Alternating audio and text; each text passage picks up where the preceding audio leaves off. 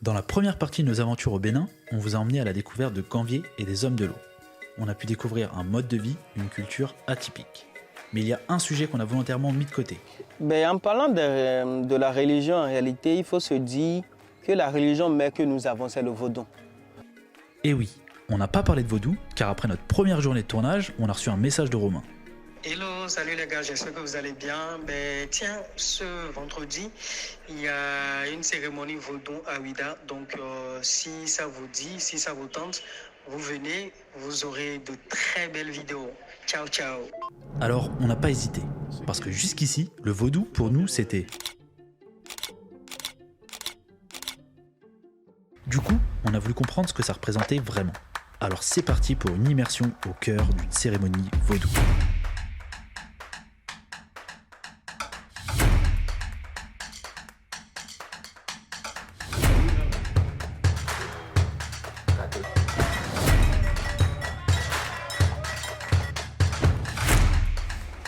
Tout ce qui lit elle.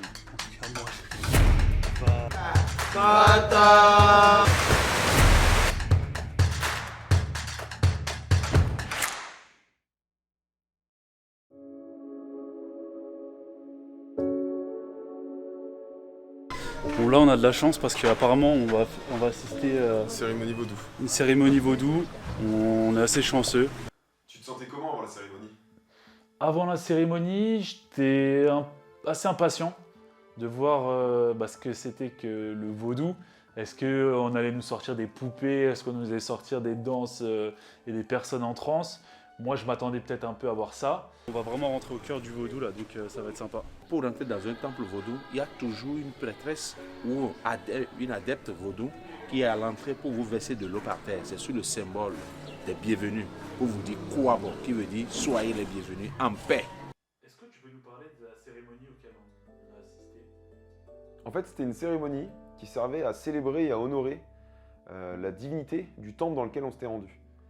Et c'est une cérémonie qui est pratiquée régulièrement par la famille du temple. Nous allons commencer à petit cours ce pourquoi nous sommes là. Il y aura au premier temps quelques échanges avec le détenteur de ce temple, qui est en même temps le chef de ce temple, et encore à la fois le gardien de ce temple. On va échanger avec lui, il va nous parler un peu plus de ce qui concerne cette divinité pour nous. Mais avant ça, on a eu droit au traditionnel whisky de bienvenue. Voilà, et tout ça, ça permet de médicalement soigner l'être même contre plusieurs maladies, des infections corporelles, comme aussi sanguinaires. Donc c'est important. Mais le degré de l'alcool, c'est alcoolisé, c'est à 90 degrés. 90. C'est 90. C'est très fort. La tisane, elle est moins pas 90. Je vais devoir en prendre un, parce que là ce n'est pas le vin, je prends que de la tisane.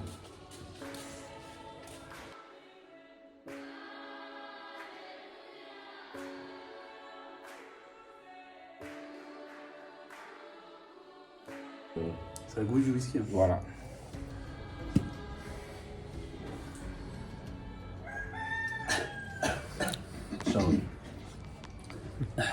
Wow. Voilà. Bon, on va parler de l'alcool maintenant. Ok. T'as trouvé ça comment? C'était pas trop dur? Et bien en même temps, qui boit de l'alcool à 90 degrés à 9h le matin? D'accord, je bois tout d'un coup. Comme tu veux, tu peux prendre 10 minutes pour boire, hein, c'est comme tu veux. Oui. Je pense que le goûter d'abord serait bien, non? Voilà, tu l'as envalé un coup, hein? Ah oui. Tu as vu que le gaz est sorti? Ouais. Voilà. Ah, ça va, ouais. Après cet accueil chaleureux, on a commencé à échanger avec le prêtre. Ça fait comment le prêtre? Je vais pas me risquer de dire son nom. Je suis Daguno Gounon Metonou Atindo Kledje Yetendesa Saya. Bon, vous l'avez compris, lui c'est le prêtre et le gardien du temple de la famille Toko. La divinité dont on va parler ici, c'est le dieu du fer. Ok, Ogu. Oui, Ogu, G-O-U-N. De ce que nous expliquait le prêtre, le vaudou, c'est étroitement lié avec la nature. Et les différents éléments de la nature, comme par exemple la montagne, les rivières, les arbres ou bien les animaux, ils sont liés avec des esprits qui sont sacralisés et considérés comme des divinités par les adeptes du vaudou. Le vaudou, déjà, pour lui, est l'un des patrimoines spirituels qu'a légué leurs ancêtres et en même temps son identité culturelle africaine. C'est quoi son rôle par rapport aux gens qui pratiquent le vaudou? S'il y a des problèmes au sein de la population ou même des problèmes familiales qui concernent Ogou, on peut se rapprocher vers lui, avoir des conseils. Par rapport aux croyances qu'on pouvait avoir, on a voulu demander aux prêtres est-ce qu'il n'y avait pas un côté maléfique dans le vaudou. Il me dit que le vaudou ne fait pas du mal. Et je confirme que le vaudou ne fait pas du mal parce que le vaudou, c'est la tolérance, c'est la fraternité, c'est l'équilibre, c'est la confiance du soi. On a quand même insisté parce qu'on se demandait quand même est-ce qu'il n'y avait pas des personnes qui venaient le voir pour des mauvaises raisons. On ne doit pas passer par la divinité vaudou ou la religion vaudou pour faire du mal. D'abord, ça fait partie de l'une des lois divines, des lois sacrées qu'il faut respecter en tant que prêtre, en tant que gardien d'un temple. Il faut d'abord savoir qu'on ne passe pas une divinité pour en vouloir à un proche. En fait, de ce que nous on connaît en Occident du vaudou, c'est ce qu'eux considèrent comme étant de la magie noire, ou bien du satanisme. Et alors qu'en réalité, c'est pas du tout ça le vaudou. Observez comment ça se passe la cérémonie. Il y aura une petite sacrifice, une offrande à donner à l'entité Ogou. Comme je voulais dire, la tradition vaudou nous recommande des sacrifices des bêtes, puisque dans le sang, il y a le pouvoir. Donc on aura fait cette cérémonie à quoi vous allez participer et ça sera accompagné des chants. Parce que les chants traditionnels, il y a des énergies dans ces chants-là. Il y a de l'énergie spirituelle dans les musiques traditionnelles vaudou. Que ce soit au bout des gons, que ce soit au bout des tambours sacrés. Et ces sons font aussi appel, invocation aux esprits de cette divinité-là. Donc nous allons maintenant à l'étape musicale et à l'étape offrande.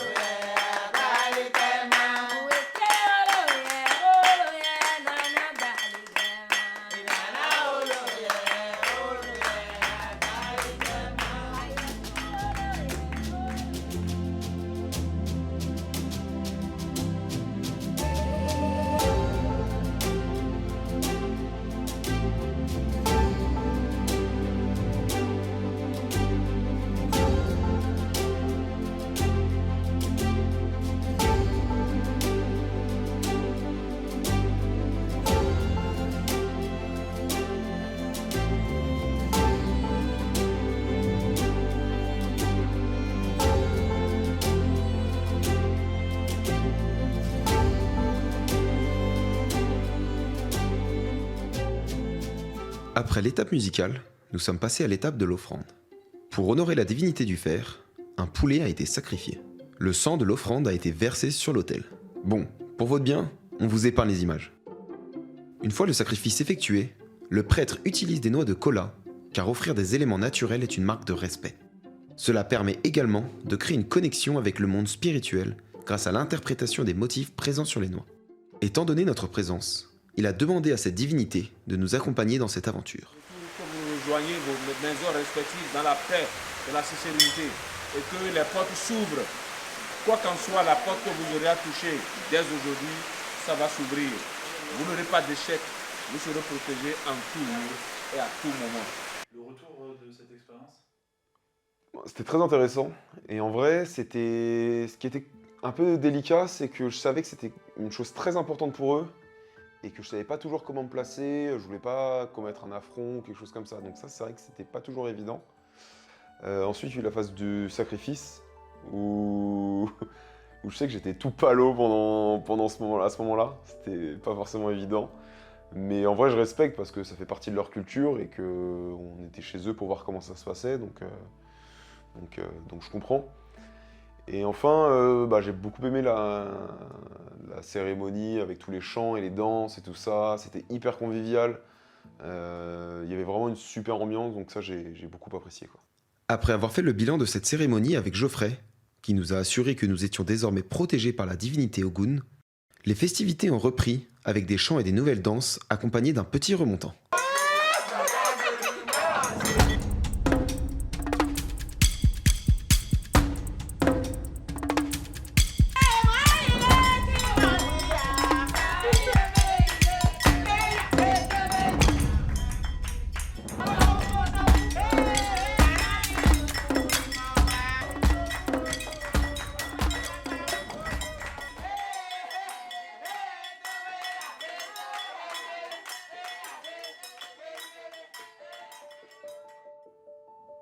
À travers cette cérémonie, on a compris ce qu'était réellement que le vaudou. Loin des clichés des poupées et autres marabouts en tout genre, le vaudou, c'est avant tout l'amour, la nature et le partage. Vivre cette cérémonie et les coutumes de ce temple a pour nous été une expérience mémorable qui restera à jamais gravée dans nos esprits.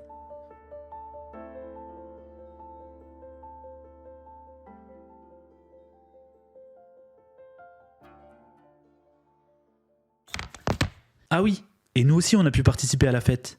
Mais je vous laisse juger si on a été à la hauteur.